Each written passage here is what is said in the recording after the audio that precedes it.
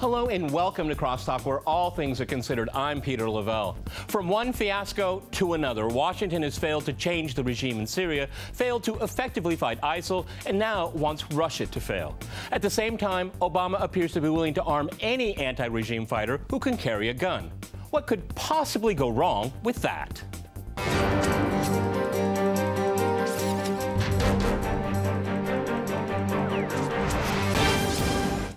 To CrossTalk Russia's counterterrorism efforts in Syria, I'm joined by my guest, Marcus Papadopoulos in London. He is the editor of Politics First magazine.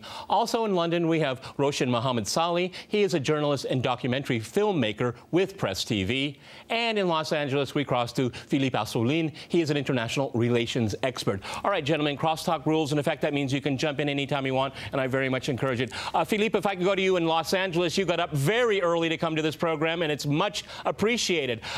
I suppose now I understand the term fog of war, because all of a sudden the administration is talking about moderates and moderates and moderates and tens and hundreds of millions of dollars to train them in Syria. I thought we saw that film and it was a bad one. Now we're moving on to part two. What's your take?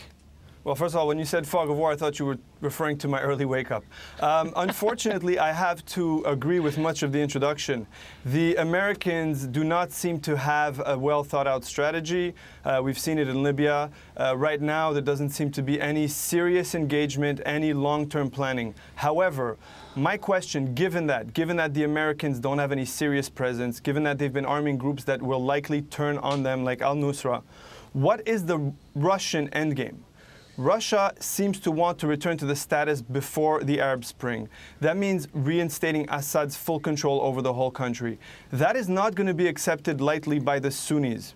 That's number one. And number two, in the region, the empowerment of the Shiite side through Russian assistance is going to cause instability in other countries. Yep. So my concern is, are the Russians there just to solidify their interest in the short term, or do they have a plan longer term? I think that's a very, very good question. If I can say a few words, and then I'll go to Marcos here. Number one, I think in dealing with Assad, the Russians have been able to bring him to the table twice in Geneva over the last few years, and there was no one there to sit down. So it's very clear that the Russian side has talked about a political transition in Syria to wind down the civil war. So on that point there. Number two, of course there are risks involved in this here. And I think that from what Russia's perspective is to preserve the sovereignty of Syria and then go from there. And then we'll see what actors, legitimate actors, are there to talk to.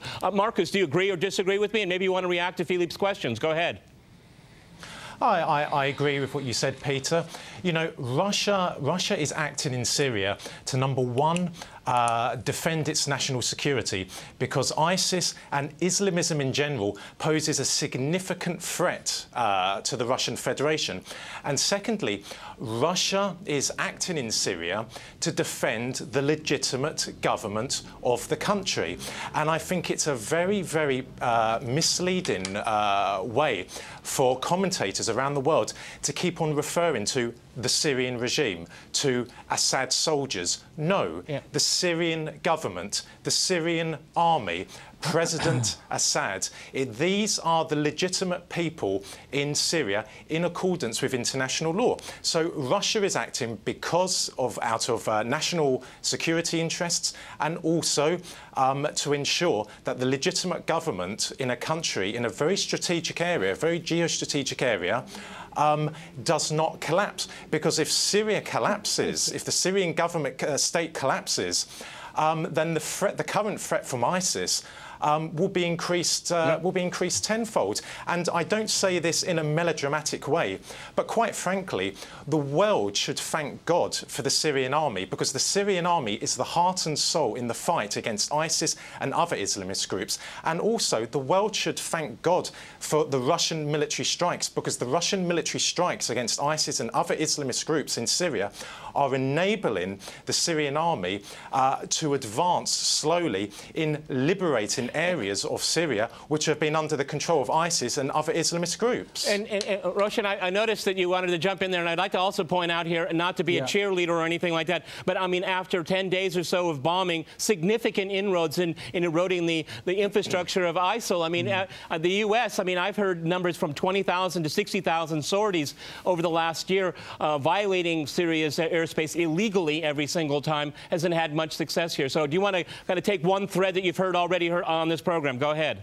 Yeah, I mean, there's a lot to react to, but I mean, one of your guests said, does Russia want to go back to the pre-Arab Spring status quo? I mean, I've always opposed dictatorship throughout my life and my political career, my journalistic career, but I would go back to the pre-Arab Spring status quo in a heartbeat, because all we've got now is war, sectarianism, everyone at each other's throats, and I would prefer, you know, unsatisfactory dictatorship over that any day. What we need is a political solution. I'm not an advocate of foreign intervention in any country, but realistically, if people are going to call for Russia to pull out, they also have to call for Saudi Arabia to pull out. They also have to call for America to pull out, for Turkey to pull out.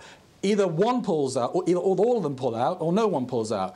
Now, if the Russian intervention leads to the negotiating table, and that is the stated Russian aim, that everyone can negotiate a way out of this horrible conflict, then it would have been proved to be a success. If it leads to a greater escalation, then it would have been proved to be a failure. Now, the jury's out on that, but what it does seem like at the moment is in 1 or 2 weeks, Russia seems to really be taking on ISIS. It seems to be really taking on the so-called moderate rebels, other groups like Jabhat al-Nusra, and, you know, the Americans and the British have been doing that for 1 year without much success whatsoever. Yeah, Philippe, I mean, a cynic would say, considering what's coming out of but specifically what's coming out of the Defense Department, Ashton Carter. I mean, my nickname for him now is loose rhetoric, because it's better for him to keep his mouth shut, because the more he runs his mouth, the more he makes it sound like the United States is going to align itself with Al-Qaeda and Al-Qaeda-like elements in Syria, protecting, quote unquote, their moderates. How do you react to that? I'd like to take issue with something that was said before getting directly to your question. Calling Assad the legitimate government of Syria is a very big problem that is going to present a problem for the Russians long term. Barrel bombing your population, starving refugee camps, and killing or displacing millions of people does not make a dictator legitimate. And to come to a political solution, you have to have a realistic expectation. The Sunnis are not going to accept a Shiite puppet, Iran's puppet in place, because of everything going on in the Middle East. Now, the American method of, it seems, arming Al-Qaeda-affiliated groups and local nationalists so that they can bleed the Russians, that was quite a slip there, so that they can maybe test Russian new weapons, new tactics, is something that's going to turn around and backfire on the Americans and the region. I agree with you there. But to suppose that Russia can bomb its way back to some peaceful, even pre-Arab Spring state is very questionable. I don't see any horizon where the Sunnis of the Middle East, including the ones in Syria, are going to accept Assad staying or any Shiite puppet. Okay, I have two gentlemen in London disagreeing with you, at least by their gestures. Marcus, go first, okay, real quick, and then we'll go to... let me go to Marcus first. Go ahead. I completely disagree with that. Most Syrians support the Syrian government and President Assad, either actively or passively. And I think it's very, very misleading and dangerous for people to subscribe to this notion that President Assad, his government and the Syrian army, they are anti-Sunni. That is absolute nonsense. Look, President Assad's wife is a Sunni. Most of the Syrian high command are Sunnis. If most Sunnis in Syria loathed the Syrian government, loathed the Syrian armed forces, then the Syrian state would have collapsed years ago. I think that's a very misleading and a dangerous way to approach this. The reality is that President Assad is the legitimate leader of Syria. I loathe the Saudi establishment. I loathe the Saudi royal family. But I would never seek for a war to be put out against them. I would never seek for them to be undermined, because they are the legitimate leaders of Saudi Arabia, in accordance with the UN Charter and international law. President Assad is the legitimate leader of Syria, it or not. And he is, and we're not going to get around that, OK? Let me go to Russia and London. Please do jump in. I don't think he is. Well, he is, and that's the only partner we have there. When people... Go ahead. Jump in. What makes him legitimate? No. Come on, let's equal time, everybody. We can disagree all we want, but equal time. Roshan, go ahead. In London. Yeah, I just don't like it when people see the whole Middle East through this simplistic Sunni-Shia lens. Everyone tends to do it, and, you know, I really think it's just oversimplistic and quite comical at times. You know, the Syrian Arab Army is majority Sunni. That is a fact. You know, and so if the Syrian Arab Army is majority Sunni, then it isn't Shias killing Sunnis or Alawites killing Sunnis, it's Sunnis killing Sunnis. So it's an absolutely ridiculous proposition. The fact is that Syria is divided. No one speaks for the Syrian people in their majority, but I think that it's pretty obvious now that President Assad is the most popular single leader in Syria, and even the people that don't like him prefer him over ISIS and Jabhat al-Nusra. And at the moment, this comes down to a straight battle between Assad. Who do you prefer, Assad or Jabhat al-Nusra, which is Al-Qaeda in Syria, or ISIS?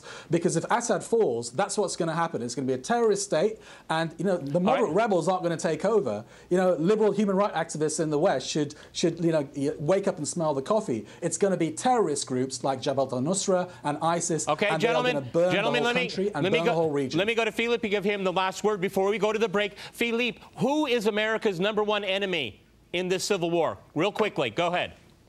The answer is yes. I think both sides pose a problem, but to keep saying that Assad is legitimate and wanted by the majority, based on what? As the last commentator said, most people see this simply as a Sunni-Shiite divide. That means the people in the region do too.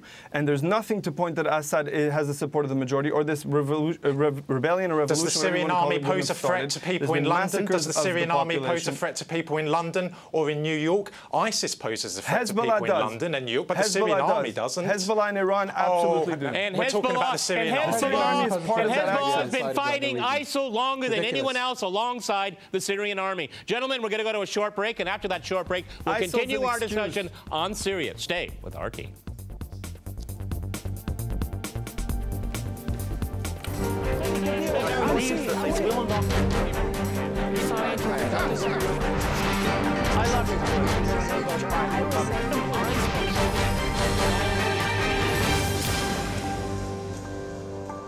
Okay, Marcus, I'm going to go back to you in London. I mean, and looking at the rhetoric coming out of Washington, I mean, they're furious, to say the least, about Russia's counterterrorism activities in Syria, which have been invited by the government in Damascus here.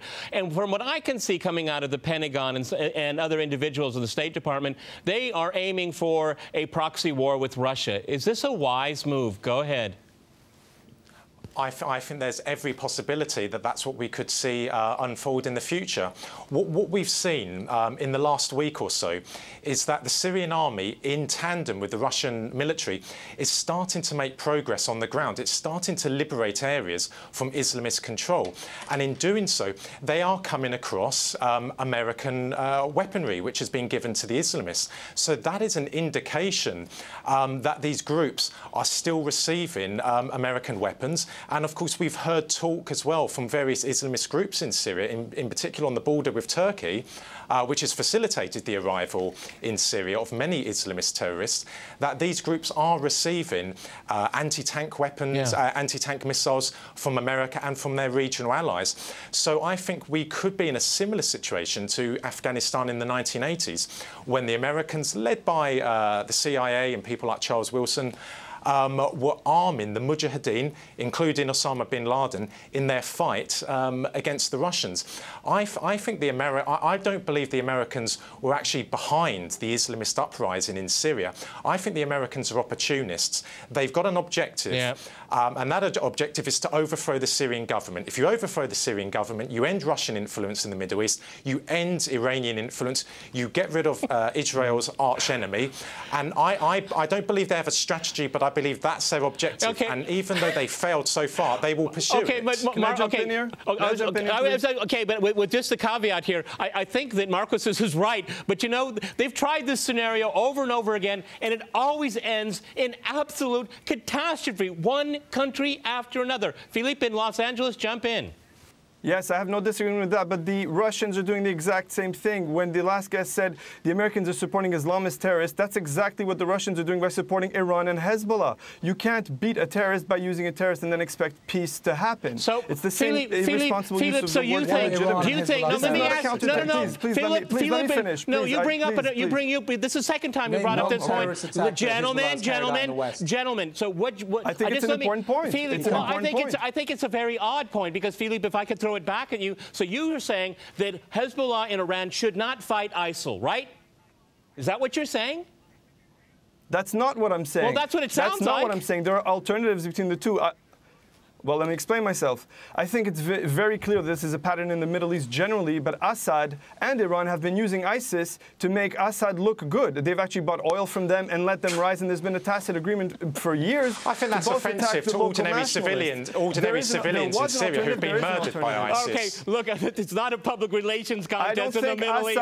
I don't think Assad supporters should talk about civilian casualties. Assad supporters should not be preaching about the Syrian government. I'm a supporter of the Syrian government. Gentlemen, let's make it clear here. Let's be clear, gentlemen, and our viewers should know, according to UN estimates, half of the people that have died in this horrific conflict have been fighting for the survival of the sovereign state of Syria. And I'm talking about soldiers, I'm talking about people that work for the state. So let's, blood is really awful, and it's on a lot of people. Check United Nations. Look at a lot of other charting, following the death scale going on in Syria. Everybody just throws up this number. They never break it down. So there's a lot of tragedy for a lot of people. And I'd point out, if I would go, let's keep the equal time here. Roshan, if I go to you in London, I mean, this is akin to what Russians understand during the Great Patriotic War against fascism. Everyone in that country is touched by this war. Everybody loses someone. Go ahead. Yeah. Look, I mean, we're not living the Star Wars movie here. It's not Darth Vader versus Luke Skywalker. Everyone's got some blood on their hands. But as you say, if you break down the figures, the number of dead on both sides, both civilian and military, it's pretty even. Now, I mean, your guest there seemed to be reading off an Israeli press release. I mean, everything's Iran's fault, isn't it? Everything's the Shia's fault, Hezbollah's fault. If it rains, Hiroshima, whatever, let's throw everything in there. It's all Iran's fault. But how convenient. I wanted to say something about US strategy where I might disagree with all of you, is that actually I think US strategy is actually working, because their strategy is to bleed the country and get everyone fighting each other. I think at the beginning they did want Assad to be overthrown, to cut the link from Iran to Hezbollah, from Assad, that link, or to bleed everybody, basically. But now I think they're also concerned about the extremist groups on the other side, what would happen. That could potentially threaten Israel as well, such instability on Israel's borders. And Israel ultimately is their focus here. That's their strategy, to protect Israel. So, ultimately, I think that, the US... That's why they empowered Iran with this nuclear deal? Bogging everyone down, a massive attritional war, and therefore Russia should also beware of getting involved in a potential another Afghanistan. I don't think that's going to happen, for the first time, US strategy, it's working fine. The first Russian bomb dropped on Syria, I told everyone, I said, there are risks involved. Obviously, there are. Marcus, we heard a very interesting point here, and I think this is what makes the Americans so angry, is that the Russians are hitting terrorist groups, all kinds of different terrorist groups, with people being supported by the Saudis, by the Turks, the Qataris, go on and on and on, okay? And what really angers the Americans is that the Russians are not destroying infrastructure, because that's what they've been doing with their sorties for the last year, is destroying the state known as Syria. Go ahead. Yes, because as I said just now, the Americans have an objective. It's an objective in the White House, in the State Department, in the CIA, and it continues throughout whichever administration, Republican or Democratic. It is to overthrow the Syrian government, to destroy the Syrian state. And that is an objective that they will pursue. And the way they're denigrating the Russian attacks is not surprising. Within a few hours of the Russian campaign starting, we heard that civilians were being killed. Now we hear that moderate groups are being attacked. Well, this idea about moderate groups in Syria, it's a myth. If we go back to 2011, when the Islamist uprising, I emphasise Islamist uprising, began in Syria, the most potent terrorist force was the Free Syrian Army. Now, that's a very sexy name. That's a very Hollywood name. But let's just break it down. The Free Syrian Army was never a unified force. It was a mosaic. It was an eclectic group of different Islamist groups. And how did ISIS emerge in Syria? It emerged because there was a brotherly falling out between all these different Islamist groups, Al-Nusra, Islamic Front, Free Syrian Army, and a lot of them, they turned to ISIS and they took their weapons, their money, and the training that they had received from the West and regional allies, Saudi Arabia and Turkey, to ISIS. So there may be a handful of moderate fighters up and down Syria, but there has never been genuinely, truly speaking, moderate groups in Syria. If you ask the Kurds in the north of the country, who don't exactly have much love for the Syrian government, they will say they prefer the Syrian government over ISIS, over Islamic Front, and over other Islamist groups in the country. Okay, Philippe, how do you react to that? Because that's the new mantra again. You know, the moderate theme disappeared last year, and now it's suddenly reappeared. I mean, in your mind, are there real moderates that should be supported? Because the Obama administration is looking to dig deeper into its pockets and support groups in Syria at the tune of $600 million. That's not pocket change. No, I don't think there are any real, any substantially important or capable moderate groups. But nor is Assad moderate, nor is that side moderate. And please let me finish my point this time. We hear about now the U.S. is doing this for Israel. The U.S. all these ridiculous points that some of the commentators have made. The U.S. just empowered Iran to the tune of $150 billion, possibly, put Iran on steroids. It's seen as being on the side of the Shiites. Its opposition to Assad was mostly verbal, despite red lines.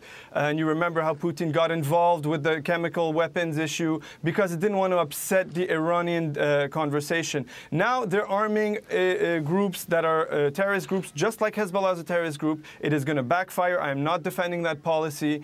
But I do think between presenting Russia as this savior against terrorism, when in fact it's going to be aiding Hezbollah, and that everybody's a terrorist on the Sunni side, there should be some kind of a middle ground. And I want to know what Russia is thinking. It's very important, Philippe, to point out that I don't consider Hezbollah a terrorist group. You do. A small number of Western countries in the world consider Hezbollah a terrorist group. Terrorism, okay, the thing is that you know, for most people in the region look at Hezbollah as a national resistance movement that defended itself and the country called Lebanon against Israeli aggression, backed by the United States. Okay, so I mean, this is not CNN or BBC where you can just banter about these terms. They don't have the same meaning here. Clearly, they don't. No, because this is I'm not the one who's been using the term terrorist. I'm sorry, with respect. I'm not the one been throwing around the term terrorist. I think people the proxies in Syria, they're called terrorists. They're supported by the outside. A lot of them aren't even Syrian. Okay, they're bussed in, flown in, tunneled in from Saudi Arabia and other Gulf countries all over the region. Okay, they're called terrorists. I told you I agree. That's what they are. I'm okay with that. Okay. So is Hezbollah. It's the definition of terrorist, a group that is non-state, that attacks civilians We're talking about saving the state of Syria. And it's Islamist. Okay, Marcus, you want to jump in real quick? Correct. You don't do that by empowering Iran. Can I say the gentleman's obsession with Hezbollah is not helpful. Look, you know, the West led by America, the West led by America gave birth to Al-Qaeda. Israel's actions in the Lebanon gave birth to Hezbollah. You know, it's human nature. Action, reaction. With the way Israel acts in the region, you are going to get a response to that. I thought it was Russia's actions in Afghanistan that gave birth to Al-Qaeda, actually. I'm going to jump in here, Russia. Well, I think you'll find the Russia's going to get a response. I want to give our second guest in London Russia's going to get a response. That's what I'm saying. Fair time. Go ahead. Russian, go ahead. Yeah, just really 3 quick points. I mean, you know, despite what our guest says, there is a strategic alliance between the US and Israel for years. They fund them to billions. They arm them to the tune of billions. We all know that. It's established fact. There is no strategic alliance between Iran and the US. Like Syria and Assad. Conspiracy theory. Iran forced the US to the table.